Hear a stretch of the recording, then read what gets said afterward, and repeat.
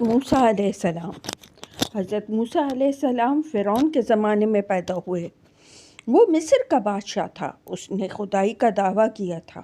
مصر میں اس وقت حضرت یعقوب علیہ السلام کی اولاد آباد تھی۔ اسے بنی اسرائیل کہا جاتا ہے۔ بنی اسرائیل لاکھوں کی تعداد میں پھلے پھولے۔ حضرت یوسف علیہ السلام کے دور میں مصر کا بادشاہ عیان بن ولید تھا۔ وہ آپ کے ہاتھوں پر مسلمان ہوا تھا۔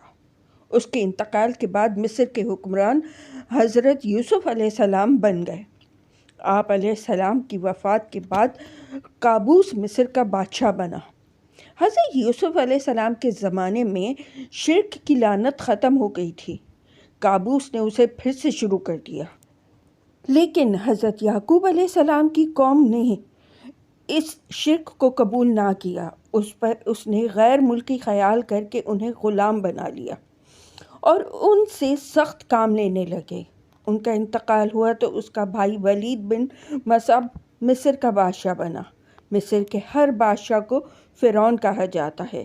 یہ فرعون پہلے سے بھی زیادہ ظالم تھا۔ اس نے کہا میں تمہارا رب ہوں۔ اس نے خدا ہونے کا دعویٰ کیا۔ اس نے حکم دیا کہ سب لوگ مجھے سجدہ کریں۔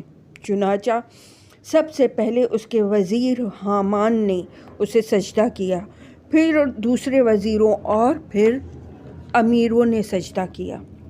جب لوگ دور دراز کے علاقے میں رہتے تھے ان کے لیے اپنے مجسمے بنوائے۔ انہیں حکم دیا کہ تم ان مجسموں کے آگے سجدہ کیا کرو۔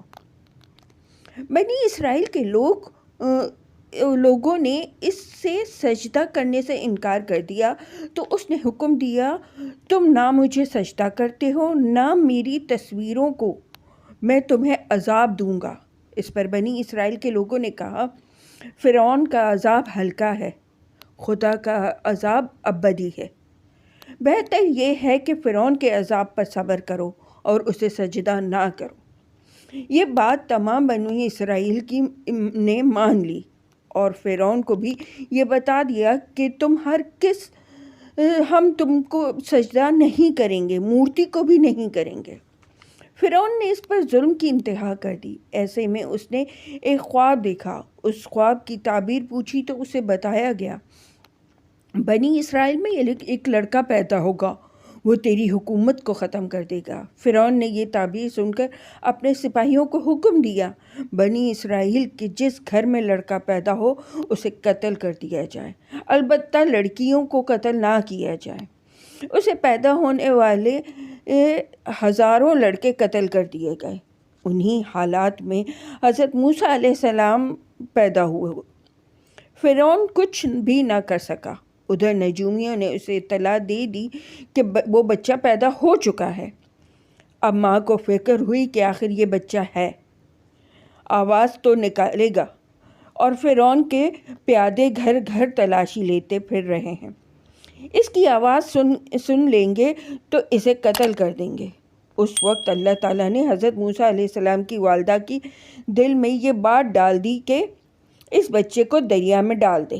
قرآن کریم میں یہ بات ان الفاظ میں آئی ہے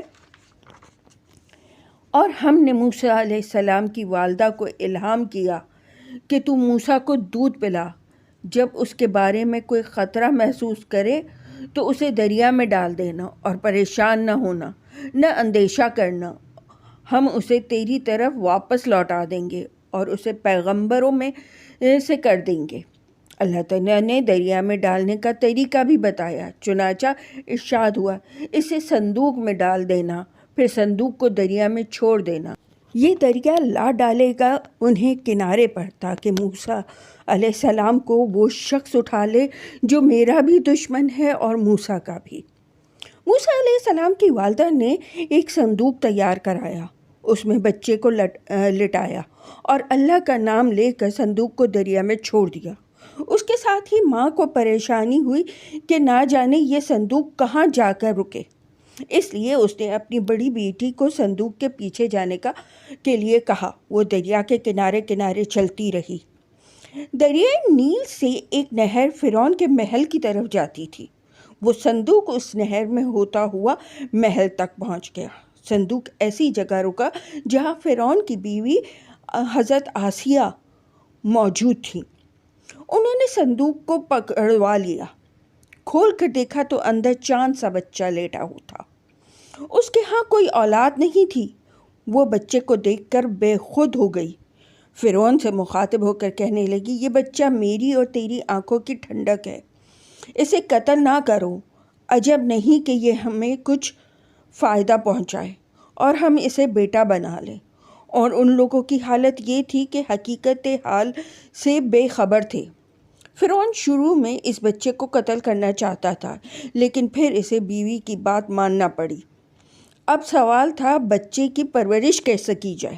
انہیں دودھ پلانے والی عورت کی تلاش ہوئی، اور اللہ تعالیٰ نے حضرت موسیٰ علیہ السلام کے دل میں بات ڈالی دی کہ کسی غیر عورت کا دودھ نہ پئیں۔ اللہ تعالیٰ نے اس بارے میں ارشاد فرمایا ہے، اور ہم نے پہلے ہی سب دودھ پلانے والیوں کے دودھ کو موسیٰ پر بندش کر دی تھی۔ بہت سی دودھ پلانے والی عورتوں کو لایا گیا، مگر موسیٰ علیہ السلام نے کسی کے دودھ کو منہ نہ لگایا۔ اس پر حضرت آسیہ علیہ السلام اور فرعون فکر مند ہوئے کہ بچہ کب تک بھوکا رہے گا۔ ادھر موسیٰ علیہ السلام کی بہن صندوق کا تعاقب کرتے ہوئے وہاں تک پہنچ گئی۔ اس نے صورتحال دیکھ کر کہا، میں ایک عورت کا پتہ بتا سکتی ہوں، شاید یہ بچہ اس عورت کا دودھ پی لے۔ اس بارے میں اللہ تعالیٰ فرماتے ہیں، اور ہم نے پہلے ہی دائیوں کا دودھ موسیٰ پر بند کر دیا تھا۔ اس پر اس کی بہن بولی، میں تمہیں ایک ایسے گھرانے کا پتہ بتا سکتی ہوں جو تمہارے لیے اس کی پرورش کر دے اور وہ اس کی خیر خواہ بھی ہوں۔ موسیٰ علیہ السلام کی بہن سے کہا گیا، ٹھیک ہے، تم اس عورت کو بلا کر لے آؤ۔ آپ کی ہمشیرہ گئیں اور والدہ کو لے آئیں۔ والدہ نے جو ہی آپ کو گود میں لیا، آپ دودھ پینے لگے۔ فرعون نے آپ کی والدہ کے لیے ایک اشرفی روزانہ مقرر کر دی اور کہنے لگا، بچے کو یہی دائی دودھ پلائے گی۔ اس طرح اللہ تعالیٰ نے آپ کی والدہ کے ساتھ کیا ہوا وعدہ پورا کر دیا، یعنی اللہ تعالیٰ نے فرمایا، تو اسے دریا میں ڈال دے، ہم پھر تمہیں واپس کر دیں گے۔ بی بی آسیہ نے آپ کی والدہ سے بھی یہی کہا، تو ہر ہفتے اسے لا کر مجھے دکھا دیا کر۔ ماں ہر ہفتے بچے کو فرعون کے دربار میں لاتی، پھر واپس گھر لے جاتی۔ 2 برس تک والدہ نے آپ کو دودھ پلایا۔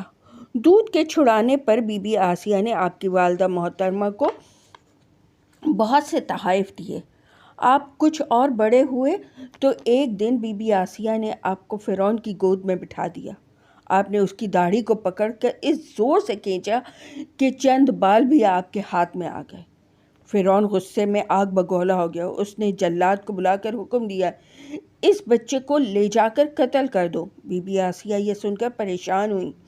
انہوں نے فرعون سے کہا، یہ بچہ ہے، اسے کیا پتہ، میں ابھی اس کا تجربہ کرا دیتی ہوں۔ یہ کہہ کر انہوں نے ایک تھالی میں موتی منگوائے اور دوسرے میں آگ کے انگارے۔ اب موسیٰ علیہ السلام کو ان دونوں تھالوں کے پاس بٹھا دیا۔ مطلب یہ تھا کہ اگر اس بچے میں عقل ہوئی تو ظاہر ہے موتی اٹھائے گا، ورنہ انگاروں کی طرف ہاتھ بڑھائے گا۔ حضرت موسیٰ علیہ السلام نے موتی اٹھانے چاہے تو فوراً جبرائیل علیہ السلام نے ان کا ہاتھ آگ کے انگاروں کی طرف بڑھا دیا۔ آپ نے ایک انگارہ اٹھا کر منہ میں رکھ لیا، اس سے آپ کی زبان پر گرا پڑ گئی۔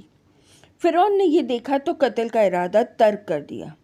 اس طرح بی بی آسیہ نے آپ کو ظلم سے بچانے اور آپ کی تربیت میں اہم کردار ادا کیا۔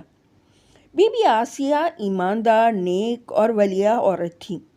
جب ان کا خاوند اللہ کا باغی تھا اور آخر فرعون کے محل میں رہتے ہوئے حضرت موسیٰ علیہ السلام جوان ہو گئے۔ آپ بہت خوبصورت تھے، لوگ آپ کو دیکھ کر اش اش کرتے اٹھتے تھے۔ ان دنوں بنی اسرائیل میں فرعون کی طرف سے ظلم و ستم کے بازار گرم تھے۔ آپ کے جوان ہونے پر اس قوم پر مظالم میں کمی نہ آ گئی اور فرعون لوگوں پر ظلم کرنے میں احتیاط کرنے لگا، کیونکہ وہ سوچتا تھا کہیں ہمارے ظلم سے موسیٰ علیہ السلام ناراض ہو کر ان کی حمایت نہ کرنے لگے۔ موسیٰ علیہ السلام کسی پر ظلم ہوتے دیکھنا پسند نہیں کرتے تھے۔ آپ کے اس دور کے بارے میں اللہ تعالیٰ فرماتے ہیں، اور جب موسیٰ اپنی جوانی کو پہنچا اور شباب کے کمال کو پہنچ گیا تو ہم نے اسے صحیح فہم اور علم عطا کیا، اور ہم نیک چلن اختیار کرنے والوں کو ایسا ہی صلاح دیا کرتے ہیں۔ پھر ایک دن ایسا ہوا کہ موسیٰ علیہ السلام شہر کا گشت لگا رہے تھے۔ آپ کو عادت تھی کسی پر ظلم ہوتا دیکھتے تو ظالم کا ہاتھ روک لیتے۔ گشت کے دوران آپ نے دیکھا کہ ایک فرعونی قبطی کسی اسرائیلی سے لڑ رہا ہے۔ وہ اسے بری طرح مار رہا تھا اور گھسیٹ رہا تھا۔ آپ نے یہ منظر دیکھا تو رک گئے۔ ادھر اسرائیلی پر آپ کی نظریں پڑی تو پکار اٹھا، اے موسیٰ میری مدد کیجیے۔ ایک تو وہ بیچارے مظلوم تھے، دوسرے تھے بھی اسرائیلی۔ آپ یہ برداشت نہ کر سکے، آگے بڑھ کر قبطی کو روکا، اسے سمجھانے کی کوشش کی۔ قبطی ظلم سے باز نہ آیا۔ جب آپ سمجھاتے سمجھاتے تھک گئے اور اس نے آپ کے سمجھانے کا کوئی اثر نہ لیا، آپ کو غصہ آ گیا۔ آپ نے غصے کی حالت میں ایک مکہ اسے دے مارا۔ وہ اس مکے کی تکلیف برداشت نہ کر سکا اور مر گیا۔ آپ کی نیت اسے جان سے مار ڈالنے کی نہیں تھی، اتفاقیہ حادثہ پیش آ گیا تھا۔ اس پر آپ کو بہت افسوس ہوا۔ آپ نے اللہ تعالیٰ سے اپنے اس فعل کی معافی مانگی۔ قبطی کے قتل کی خبر پورے مصر میں پھیل گئی۔